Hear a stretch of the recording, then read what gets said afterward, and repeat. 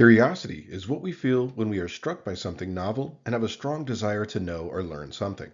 Curiosity is the motivating emotion behind aspects of human development, like exploration, investigation, and learning. As life coaches, we can harness the power of curiosity as an engine for growth. We can model curiosity for our clients and encourage them to practice and cultivate their own curiosity. As emotions and thoughts arise within the client during the coaching session, we ask, what if? What if this thought were your new story? How would that feel in your body? What if you could be with that emotion until it passes through? Like any other emotion or behavior, curiosity has a light and shadow side. And the shadow side of curiosity is gossip, morbid curiosity, and schadenfreude, which is pleasure derived from another person's misfortune. As we drive past the scene of an accident, we cannot stop ourselves from looking. Our shadow curiosity is exploited by internet clickbait and checkout stand magazines. Notice the feelings that arise when you catch yourself reading the magazine cover or clicking on a link to a claim that sounds too good to be true. How does that curiosity feel in comparison with the light side of your curiosity? Do you feel a little more attachment to the answer? Do you feel this shadow curiosity somewhere specific in your body? Learn to recognize it. As a coach, you do not serve your client by giving in to the shadow side of your curiosity.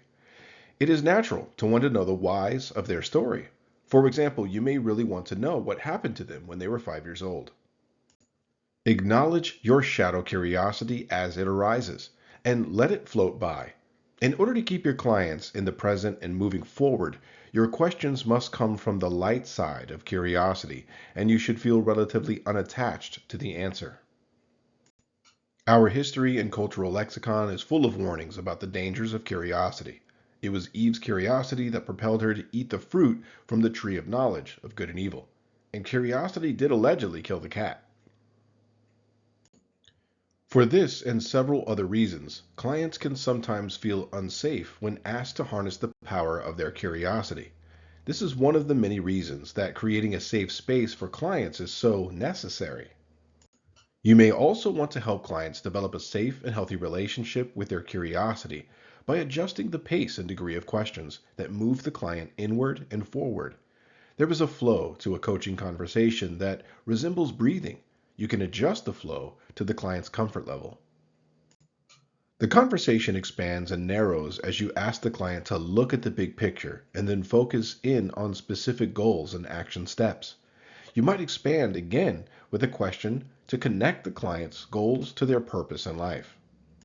Coaches can expand the conversation with open-ended questions. These curious questions encourage exploration, highlight strengths and values, and create opportunities for learning. Start open-ended questions with what, how, and to a lesser extent, when and where.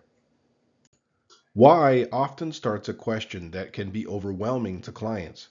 The reason many clients seek coaching is because they don't know why they're struggling with meeting their goals or why they can't do all of the adult things.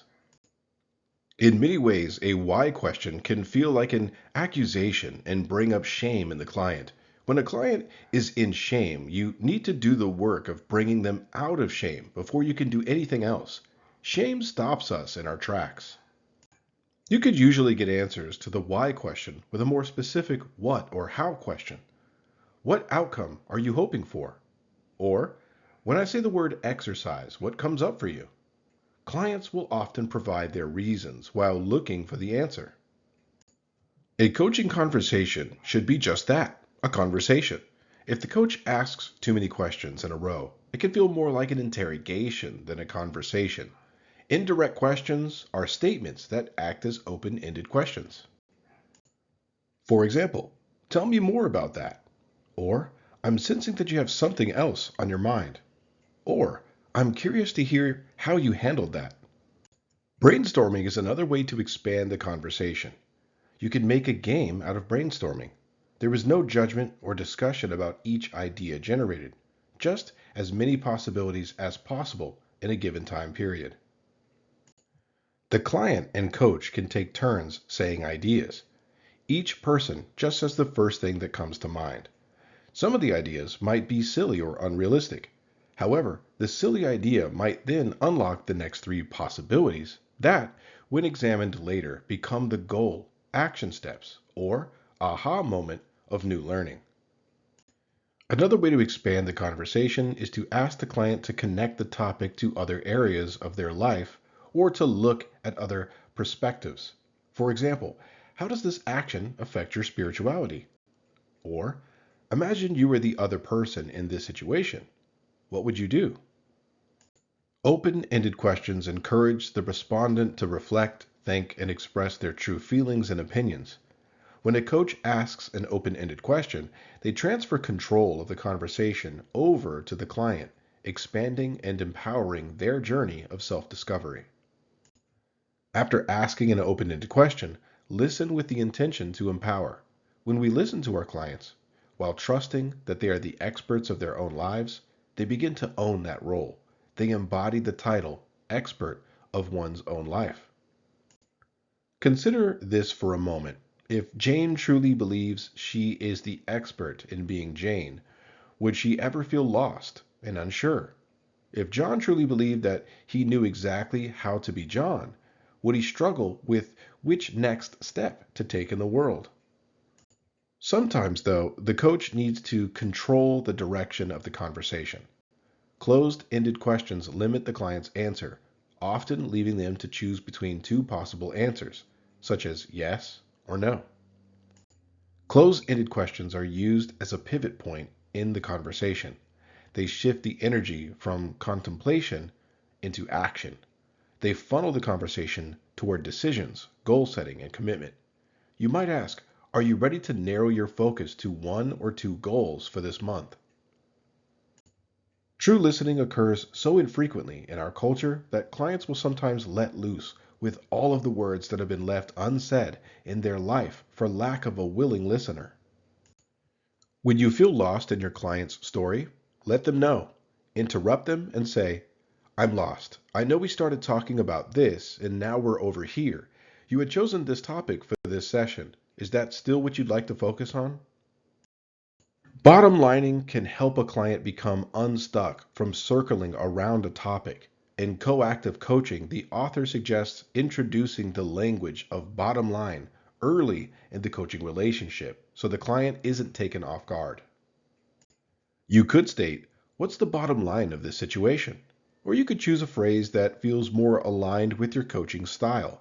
Maybe, what is at the heart of this story? Or, what is the takeaway from this story? You may need to give them a few moments of silence to find their answer. Scaling questions use a scale of 1 to 10 to determine the relative importance of a particular issue or experience. It helps the client fit something into a larger framework of experience. The subjective units of distress scale, SUDS, is an example of a scaling question. You could ask, on a scale of 1 to 10, how important is this goal? Or, on a scale of 1 to 10, how helpful has this coaching session been?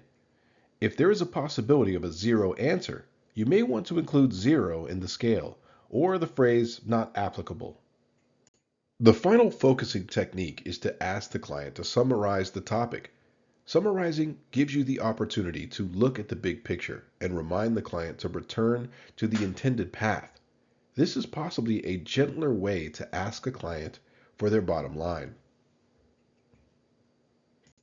However, keep in mind that summarizing is a skill that not everyone has mastered. If asking for a summary doesn't create that pivot point in the conversation, you will need to interrupt with a more blunt technique. Questioning is the type of art that is practiced daily for years. Many feel as though mastery of the art is always just out of reach. That's okay. Keep practicing.